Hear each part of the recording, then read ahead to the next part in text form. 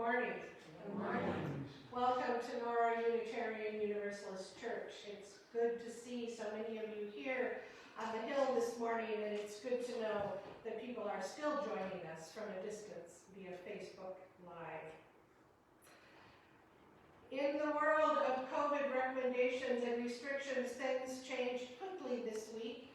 And even though the board met this week, we weren't able to respond to all of the changes. We'll consult with one another, and we will have updated guidelines before next week. I'm relatively confident that every other pew and sitting 6 feet from other households will still be in place, because I don't think those social distancing guidelines have changed at all, even though the mask guidelines have changed. And of course, not everyone in our community has yet been eligible to receive a vaccine. So we need to be mindful of everyone who comes here or would like to come here. After the service today, I hope all of you will stay for the presentation of the 2021-2022 church year budget. And following that, a discussion of the services that we've been having online and how that has gone for people, and a look at how the church year will be formatted next year in terms of what services I'm not doing in my half-time capacity, how those will happen, and of course, a continued discussion of the future of Nora Church. So please, if you are able, do stay for that meeting. Are there additional announcements this morning? Colleen. Okay, I'm going to pass around these sign-up sheets for Memorial Weekend Sunday. We haven't done much cleaning, and there's outside yard work to do, and we really need to finish doing the painting. So I suppose, Jeannie, maybe one of these days we could put the painting materials out there. Sure. Because if you can't come that weekend and would like to come a different time, you can sign up back here. And then in the coffee stool, I'll have these things, so if you've come and done a job, you can sign up that it was done. Okay? So I'll pass these around in the back. We'll just pass them up your side. A lot of people were here last week and signed up already, so.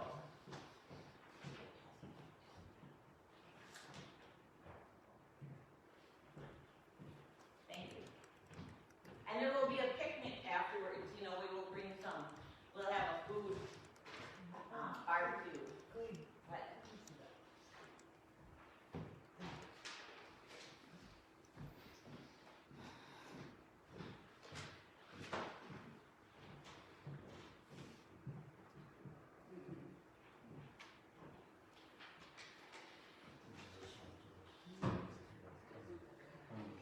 Are there any other announcements to be added this morning?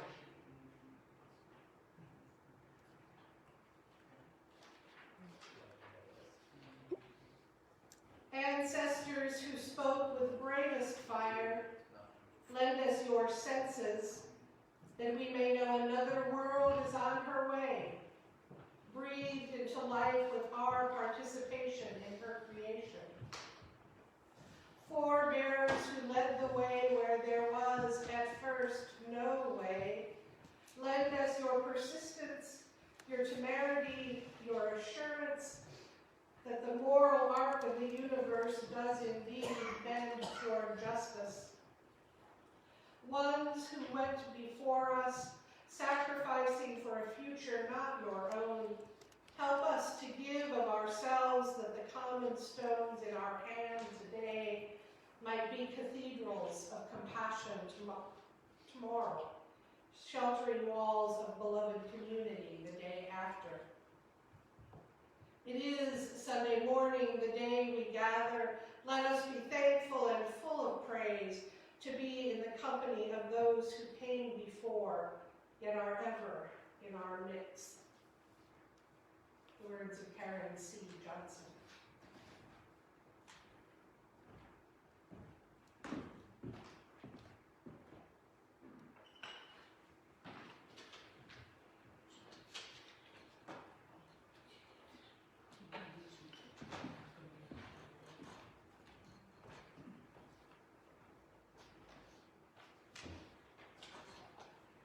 We light this chalice in honor of life's sacred dance of living and dying. May its flame, may it remind us that we too are participants in the dance. The words of Joanne Giannino. We'll remain seated as Sally plays our opening hymn, Gather the Spirit.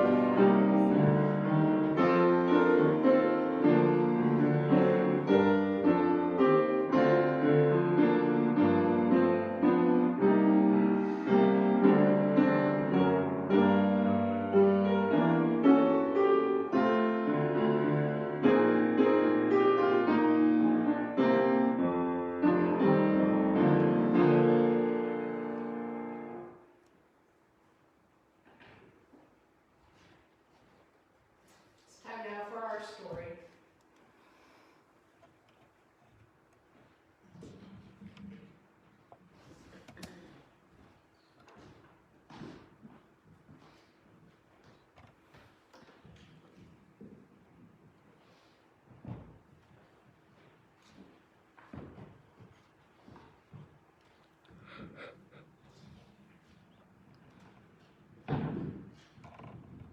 The stool seems to get taller every week.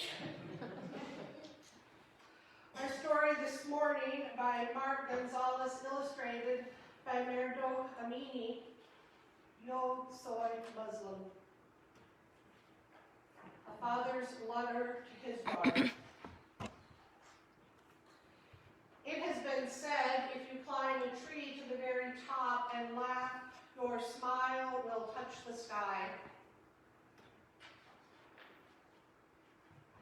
If you stay there overnight, you will learn to count stars like dreams.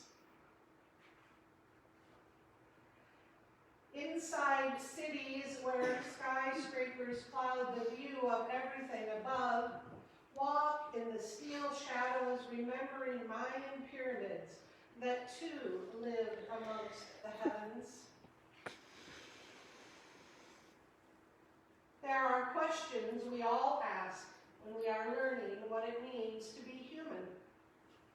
Who invented my hands? Why wasn't I born with wings? And does the moon ever get lonely? There are questions this world will ask. What are you and where are you from? And there will come a day when some people in the world will not smile at you.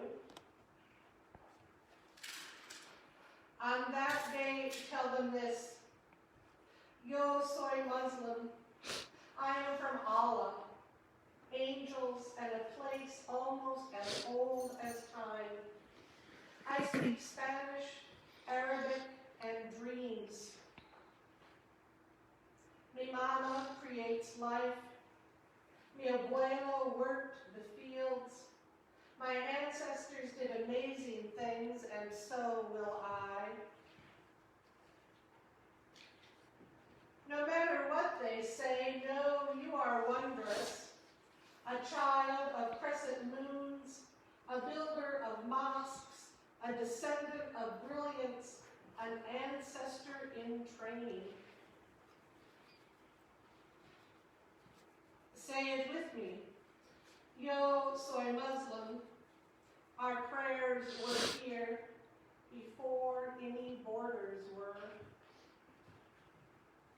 Yo soy Muslim, and the deserts hold the secrets of souls. Yo soy Muslim, hummingbirds send blessings with their wings.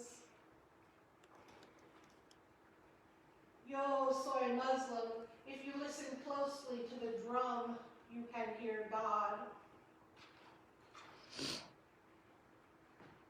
Dance, smile, laugh, pray, say it with me. Yo soy Muslim, yo soy Muslim. By those who dance with the wind, smile at the sun, laugh in the rain, and pray.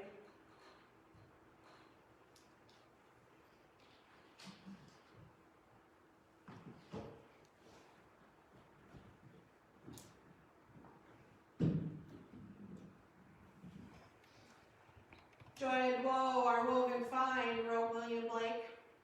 And when this we rightly know, safely through the world we go. Because we daily live the truth in the poet's words, we pause each time we gather to worship, to light candles of joy and sorrow in the presence of this beloved community, to hold in our hearts at a distance our joys and sorrows and know that through the mysterious ways of caring, they are held by our entire community.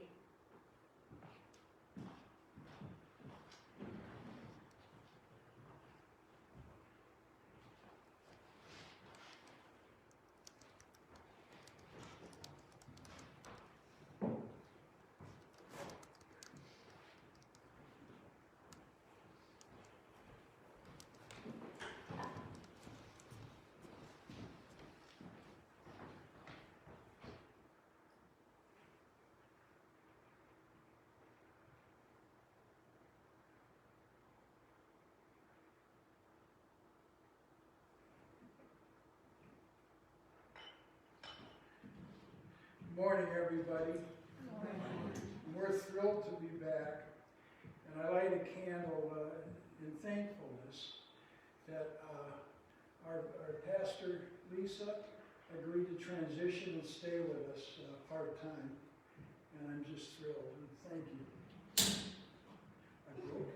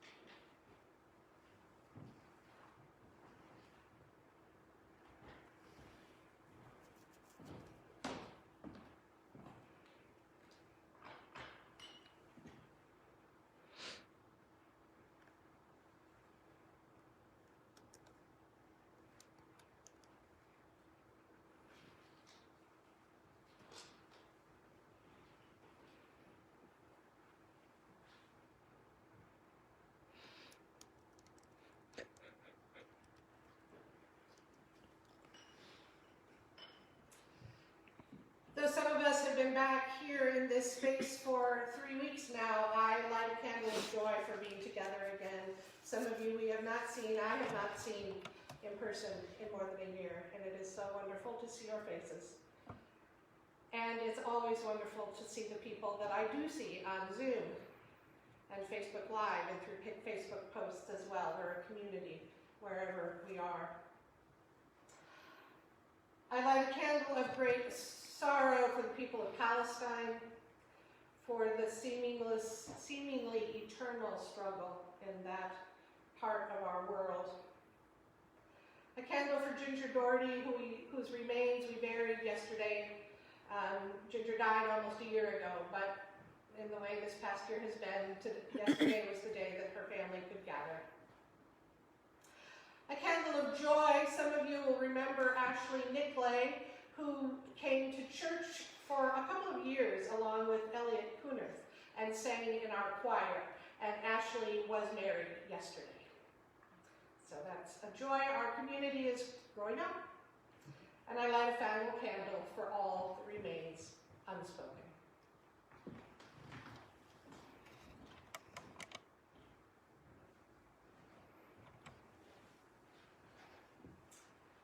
Let us hold all of our joys and our sorrows in our hearts as we enter a spirit of meditation. meditation this morning are a prayer by the Reverend Otis C. Moss. Let's see. The Reverend Otis Moss III, at any rate, who published this poem in Sojourners magazine back in January when our country was facing a new beginning, but they're still at today. In the place where anxiety attempts to dance, may we begin again. Let us begin to cook meals for strangers flavored by compassion. Stir the gumbo of grace given to us by the Spirit of God. Be faithful enough to drink from the cup of courage and set the table of democracy guided by the Spirit of love, walking humbly with acts of justice. Forgive us for words spoken that demean, marginalize, and undermine creation and the creation of community. Forgive us for allowing the shadow of caste and class to cloud our imagination of what is possible. Forgive us for not speaking truth to power, nor speaking truth rooted in love to guide our decisions. We seek to be a nation where different does not mean deficient. Color does not mean caste, and gender is not and shall not be restricted by glass ceilings. We seek to be a nation where children are able to laugh and will not hunger in the night, and where elders are cared for and celebrated. May the power of holy mischief urge us to step out of the darkness into the marvelous light.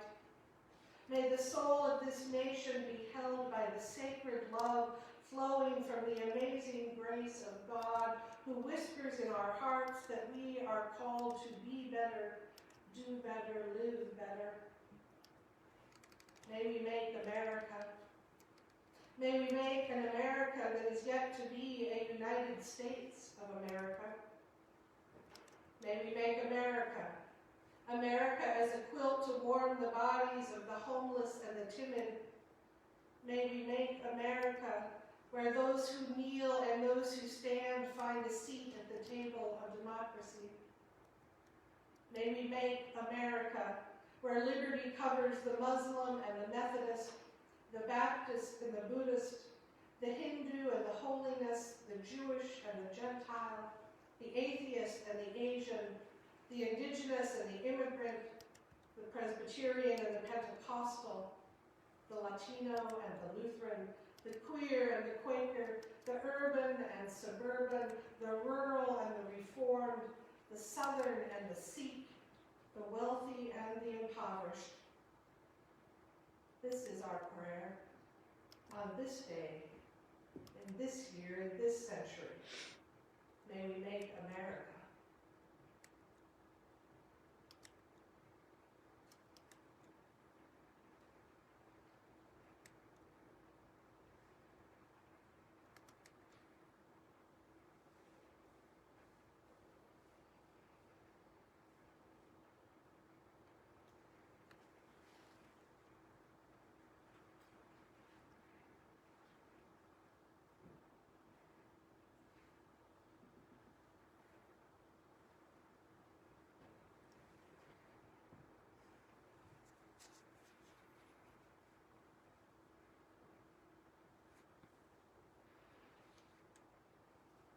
Amen.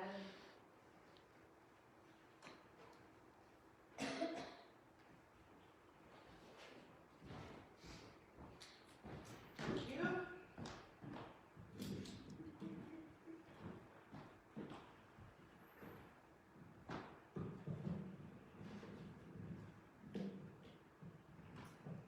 We have been greatly blessed by the generosity of others, both financial and helpful. And we strive always to give generously that others might be blessed. We are not yet taking up a physical offering at the end of the service. You can leave checks in the plate here or in the basket out in the foyer, and we'll make a deposit this week. And as Sally plays the offering music, may we consider all of the ways the generosity of others has blessed us and the ways we might bless the world with our generosity.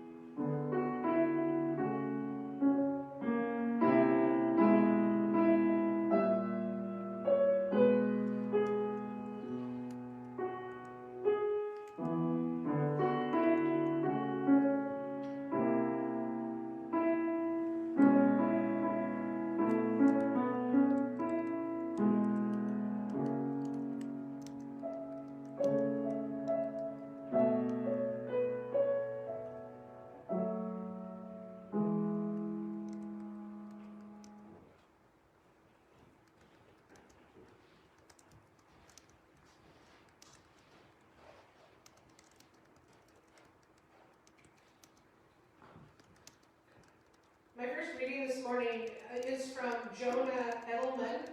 It's the foreword to The Measure of Our Success, which was written by his mother, Marion Wright Edelman. You may be familiar with her book from a number of years ago now. The 8x10 photograph of my parents' wedding occupies a prominent place, both in the living room of my house and the recesses of my mind. A record of the pivotal events in the lives of my father, the pivotal event in the life of my father and mother, it also signifies my diverse heritage. In the middle of the nuptial scene stand my parents, with my aunts and uncles now long since gray and my grandparents now long gone at their side. To my father's right, the group are Minneapolis conservative Jews, 3 generations removed from Russia, 1 generation removed from poverty. My grandfather, stern as always, one beckons me to persevere as he always did. Grandpa supported his entire family from age 12 when he peddled papers on the freezing corners of St. Paul for nickels and dimes. He exudes the satisfaction of having raised both himself and his others up, grimaces as if to tell me the fight is far from over. To the left of my mother, the wedding participants are Black Baptists from Bennettsville, South Carolina. They stare fiercely into my eyes, urging me to carry on a tradition forged with sweat, toil, and pride in the cotton fields and the pulpit. And our second reading, the poem from Angela Trudel Vasquez, Identity.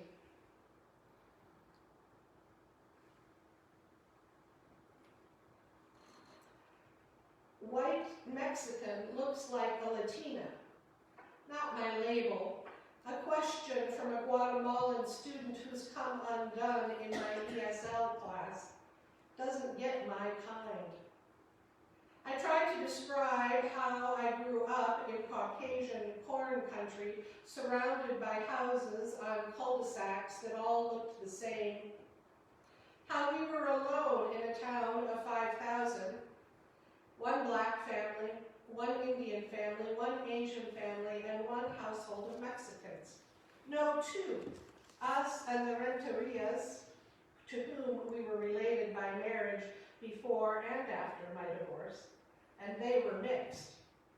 Still, it was a good living, happy in our cocoonness, our oneness, separated by money one direction, color on the other, classes, classes, classes, day and night we took lessons, piano, jazz, tap, ballet, the dance team, trumpet, trombone, tennis, finishing school, and one awful summer, golf. Christened, confirmed, catechismed, it all cut me in several places, molding of head and heart, making me ultra-sensitive, then and now an observer of the outside. An outsider among my own kind, my very shade, mysterious, aloof, black-haired beauty who can't speak Spanish. Living among blue-eyed, dyed blonde bombshells who held up her head higher because she's shy, not stuck up. Understood, undenied, sacrificed to at any price by my beloved little brown parents who taught me well, gave up so much so their daughters could shine. And they'd swell with pride at the life they had given us. On Sundays we basked in mutual admiration after Mass, singing our church songs while making breakfast, according to the unspoken doctrine in our house of fast first, eat later, after communion. We intruded with our Mexican music bellowing out the open window, the smell of bacon frying, pancakes bacon, coffee and eggs scrambled to order. It wafted out on beautiful summer mornings. Out of our house in Pleasant Hill, Iowa, perched on the highest spot one could reach on the east side of the street for first and second generation immigrants. Here are our readings. Sally and I have a deal this spring. Since we aren't singing the words, she chooses whatever hymn she wants. And they generally fit what I end up saying. For all the saints. That's the last. Did I give it to you wrong? Or else I just put it where I want it. Oh, that one had to be the last. Okay. One more step. One more step.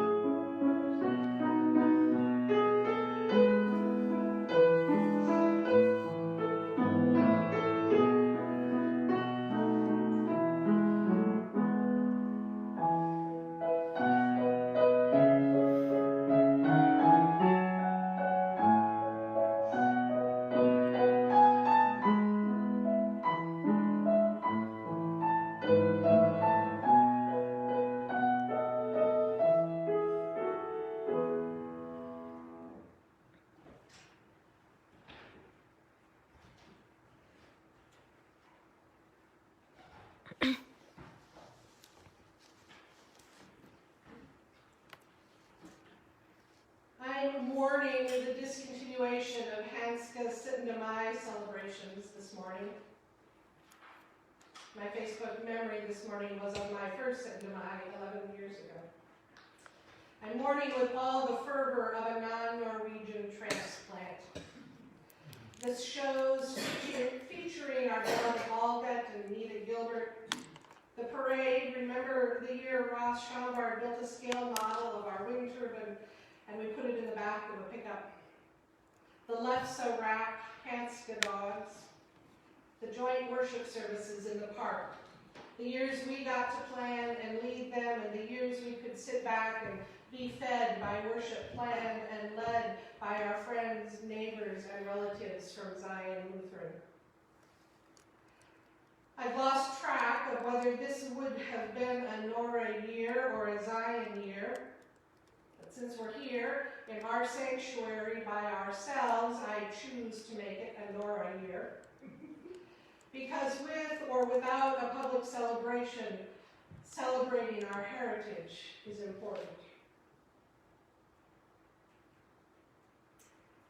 Most of us have somewhere in our homes, if not a photograph, like the one Jonah Edelman describes, then some other object or collection of objects that shows who and where we come from.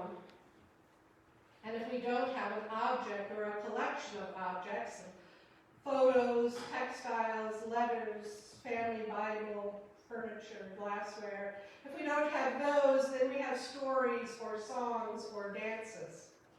The ones that tell the story of our individual forebears and of our cultural and ethnic forebears. And if we don't have an object or a collection of objects or a song or a story or a dance, then we have a hole, a longing, and an empty place. Knowing our heritage answers for you, like the story of the 3 generations of family cooks who all cut the end off the roast before placing it in the roasting pan, each doing it because they had observed the previous generation doing it that way. Until finally someone asked the eldest cook about that important first step in preparing the roast. "Oh, my roasting pan was too small," came the answer. When we trace back through generations and along branches, other pieces of our story are more consequential, like hereditary disease or genetic markers for diseases that only occur in people whose ancestors once lived in certain parts of the world, and all manner of things between 2 small roasting pans and life-critical medical information. The love that brought our grandparents together and the courage they embodied to do so across racial or ethnic or religious lines. The slang and colloquialisms our families use or refuse to use. Food, music, art, the charitable organizations our families support through the generations. Family businesses or occupations that crop up again and again in the family tree. Knowing our heritage helps us understand the decisions, the ways we consciously and subconsciously embrace and carry on tradition, and the ways we consciously and subconsciously choose our own divergent path. Institutions, as well as individuals, have heritages, and those heritages, too, offer clues or explanations about present-day policies, decisions, and directions. As distinct groups, for example, historically Black colleges and universities, land-grant universities, and Ivy League schools each have different heritages, still reflected today in their reputation, mission, student bodies, and funding streams, with the exception, it must be said, of Cornell, which is unique in being both an Ivy League institution and a land-grant university. Churches and denominations, too, are products of their heritages. The Unitarian Universalist Association came into being 60 years ago yesterday through the consolidation of the Universalist Church of America and the American Unitarian Association. As Nora Church, a member congregation of the UUA, came into being 140 years ago this summer with founding members from 2 neighboring Norwegian Lutheran churches, a new faith community, neither quite the result of a splintering nor quite a consolidation. For 60 years, our conversations about what Unitarian Universalism is has been sprinkled with partial truths and twisted truths and easy simplifications tracing back to the merger. The Universalists were blue-collar and rural, we say, and the Unitarians were urban and educated. The Unitarians brought reason to our theology, and the Universalists brought heart. Universalists believed God was too good to damn them, and Unitarians believed they were too good to be damned. Oversimplifications and willful contortions aside, Unitarian Universalism in 2021 continues to live into the Universalist theology of love in scores of ways, from the prison ministry of the Church of the Larger Fellowship, serving hundreds of incarcerated Unitarian Universalists, to the Side with Love public advocacy campaign, to congregations sheltering immigrants or the unhoused individuals, to Share the Plate programs such as our own support of Numis House. Here at, I forgot the part about the Unitarians, reason still being represented in our purposes and principles, but believe me, it's there. Here at Nora, the Norwegian part of our heritage persists in the blue and red colors of our letterhead and the sign at the corner, in the coffee stue designation of the original social hall and back kitchen, in dishes served up at Smorg for so many years, and in the portraits of Ibsen and Bjornson in the entryway. But the part of our heritage that comes from those disaffected Lutherans also persists. We recognize it in the architecture of the building and the design of the altarpiece, complete with a painting of Jesus. If you walk into the Lutheran churches around here, they look just about the same, except they have an altar rail for communion.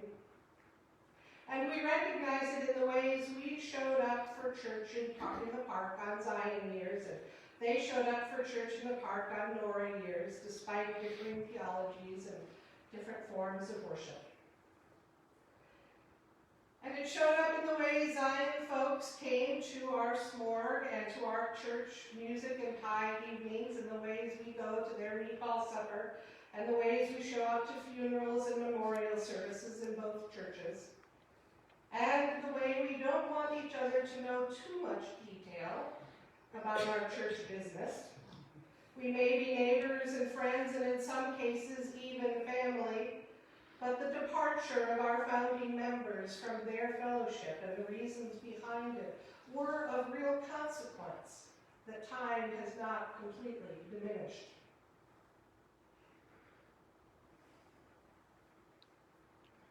Yet for all that the differences of theology and church polity were and are significant, Nora's roots in Linden Lutheran and Zion Lutheran churches are visible in another way that has shifted and become refined over these 140 years and remains a defining characteristic of Nora Unitarian Universalist Church's unique identity, one that perhaps even you are not aware of. Anti-Christian, anti-theistic rhetoric common to so many Unitarian Universalist churches is almost absent here. That's very noticeable, coming in as someone with experience in lots of other UU churches. The cross was removed, but Jesus remains, and the doors are open to display him as often as they are closed to conceal him. The words free Christian were replaced by Unitarian Universalist in our name, but our Christian roots were not eradicated, and freedom in all its different contexts and permutations remains one of our guiding values. Over the past several years, Jeannie has led our congregation to and through the deliberate and painful process of deciding that we can no longer afford to support full-time professional ministry. I think perhaps all of us engaged in a bit of wishful thinking once that vote was taken last August. We thought, or at least wished, that the pain and difficult conversations and the feeling of shame for having let down earlier generations of Nora members, you haven't let them down, you only feel that you have. We thought, or at least wished, we could set that all aside, once the votes were counted and the decision made. And now, beginning after church this morning, the board is asking you to take up that painful and difficult conversation again. Only now, not about money, but about time and about people. Not how can we cut our expenses enough to keep the doors open, but how long, now that we have cut our expenses as much as we can, how long can we keep the doors open? Not how do we most responsibly steward the financial resources we have, but who is going to take the responsibility for planning twice the accustomed number of lay-led services each year going forward? Who will serve on the board when the terms of the 5 current members expire? And have we reached the point that Linden Church did before closing, when you feel as though you need to stagger your vacations to assure that someone is in church each week? Today is only the beginning of this phase of the discussion. Or perhaps the beginning of this phase of the formal discussion, because I know it's been on people's minds. It is a time to speak and to listen. The board does not have any proposal to set before you. We won't be voting on anything. Acknowledging that the conversation must continue is a big enough step for one meeting. When we, like the child in our story this morning, are asked who we are and where we are from, part of our answer is Nora Unitarian Universalist Church. Nora Church has a deep and varied heritage, and Nora Church is our heritage. Part of your heritage, part of mine, forever. And that heritage includes our foundational story. The story of a small group of families who were brave enough to do new, hard, heartbreaking things, called by faith that there was life abundant and full of possibility in the new things, the new way, the new church they were to create together. Wherever and however the conversation we begin today ends, and when, remember. Remember, we are a people brave enough to do new, hard, heartbreaking things, and faithful enough to find abundant life and possibility laden in new things and new ways we can now scarcely begin to imagine. Amen. And now for all the saints.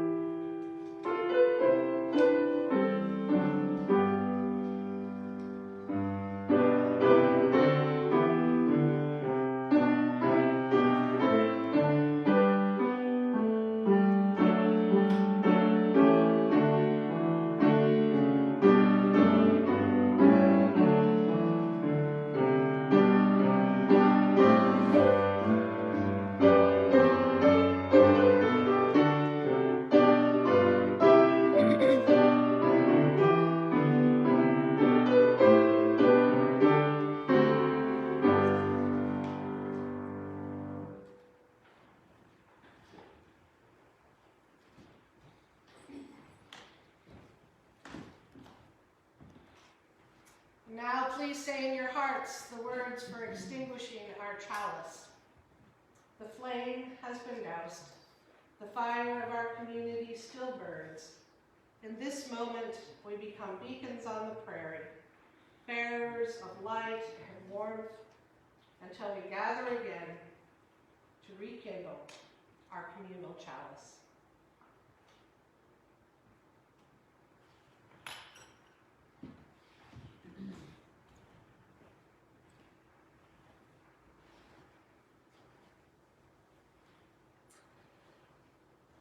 After the benediction, the postlude dedicated this morning to Mimi. Though our knowledge is incomplete, our truth partial, and our love imperfect, we believe that new light is ever waiting to break through individual hearts and minds, to enlighten the ways of women and men, that there is mutual strength in willing cooperation, and that the bonds of love keep open the gates of freedom. Amen.